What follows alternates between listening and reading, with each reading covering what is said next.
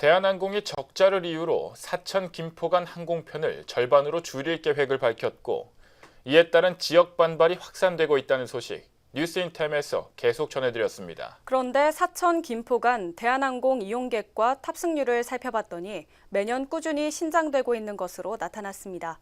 때문에 간편의 명분이 약한 것 아니냐는 지적이 이어지고 있습니다. 박성철 기자의 보도입니다.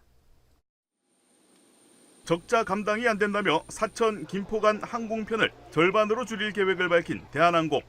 실제 대한항공 사천 김포 간 노선의 탑승률과 승객 수는 어느 정도일까? 한국공항공사의 최근 5년치 자료를 보면 승객 수는 꾸준히 늘어나고 있습니다.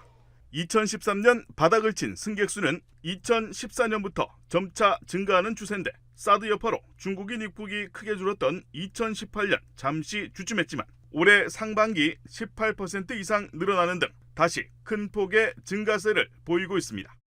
대한항공이 올해부터 기존 130석 규모의 항공기 대신 180석 항공기를 자주 투입하면서 올해 탑승률은 정체 상태지만 전반적으로 지난 5년간 탑승률도 오름세에 있습니다. 2013년을 기준으로 해서 기점을 해서 지금 계속 증가 추세에 있습니다. 특히 2017년 5월 기준으로 했을 때는 올해 김포 노선인 경우는 14%가 이용객이 증가했고요. 제주는 5.6%가 증가한 그런 상황입니다. 그래서 앞으로도 이용객은 획기적이지 않지만 그래도 꾸준히 증가할 것으로 예상하고 있습니다. 이렇게 수치상 보여지는 공항의 활성화에도 불구하고 대한항공은 연간 30억 원 안팎의 적자가 사천 김포 노선에서 발생하고 있다고 주장하며 항공편을 줄여 비용을 아끼겠다는 입장입니다. 앞으로 승객과 탑승률이 더 오르더라도 큰돈이 나오지 않는다는 계산도 깔려 있습니다. 하지만 간편 운항이 불러올 서부 경남 지역의 경제적 타격과 일일 항공생활권 붕괴에서 오는 부작용들을 고려하지 않았다는 비판은 피할 수 없고 점차 지역의 반감은 커지고 있습니다. 대한항공은 우리 사천 시민의 경제적 희망을 뿌리쳐 흔들고 지역민들의 고통 편니까 기업의 도덕적인 책임은 전혀 안고 하지 않고 오직 사기업의 이익을 추구하는 근시안적인 간편 운행 계획은 반드시 우리가 저지하고.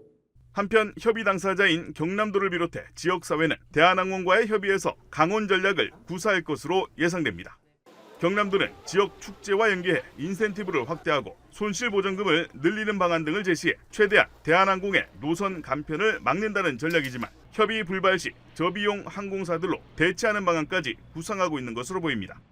경상남도에서 노선 간편 시 대체 항공사 확보를 위하여 이스타나 항공, 진에어, 에어부산, 티웨이 항공 등 저비용 항공사를 방문하여 신규 취항을 위한 협의를 타진하기도 하였습니다. 국영기업인 대한항공 공사를 인수해 사천공항 취항 50년을 맞은 대한항공. 돈 안 되는 노선은 정리하겠다는 기업 논리에 지역사회가 받은 충격과 혼란이 적지 않은 가운데 경남도와 지역사회가 어떤 방식으로 문제를 수습해갈지 주목됩니다. SCS 박성철입니다.